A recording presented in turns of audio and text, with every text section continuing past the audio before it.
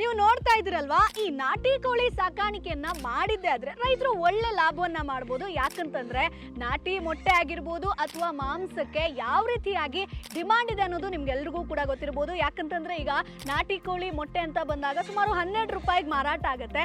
ಅದೇ ಮಾಂಸ ಅಂತ ಬಂದಾಗ ಕೆಜಿಗೆ 400 ರೂಪಾಯಿ ಇದೆ.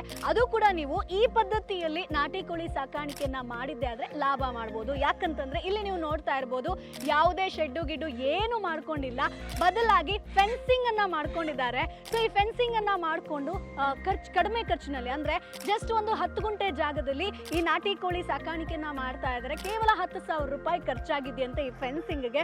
ಅದರ ಜೊತೆಗೆ ಇಲ್ಲಿ 600 ಕೋಳಿಗಳಿದೆ. ಸೊ ಹಾಗಾಗಿ ಫೀಡ್ ಅಂತ ಬಂದಾಗ ಇಲ್ಲಿ ಯಾವ ಒಂದು ನಮ್ಮ ತರಕಾರಿ ತ್ಯಾಜ್ಯ ಏನಿರುತ್ತೋ ಅದನ್ನ ಹಾಕೊಂಡು ಮೇಂಟೆನೆನ್ಸ್ ಅನ್ನ ಮಾಡ್ತಾ ಇದ್ದಾರೆ. ಯಾವುದೇ ಕೂಲಿ ಆಳುಗಳು ಕೂಡ ಬೇಡ. ಸೊ ಹಾಗಾಗಿ ನಾಟಿ ಕೋಳಿ ಸಾಕಾಣಿಕೆಯನ್ನ ನೀವು ಮಾಡ್ತೀರಾ ಅಂತಂದ್ರೆ ಈ ಪದ್ಧತಿಯಲ್ಲಿ ಸಾಕಾಣಿಕೆನ ಮಾಡಬಹುದು. ಇದ್ರ ಬಗ್ಗೆ ಕಂಪ್ಲೀಟ್ ವಿಡಿಯೋ ಬೇಕು ಅಂತಂದ್ರೆ ನಮ್ಮ ಯೂಟ್ಯೂಬ್ ಚಾನಲ್ ಅಲ್ಲಿ ಇದೆ, ಅದನ್ನ ಮಿಸ್ ಮಾಡದೆ ನೋಡಿ. Boss Vala, B the boss.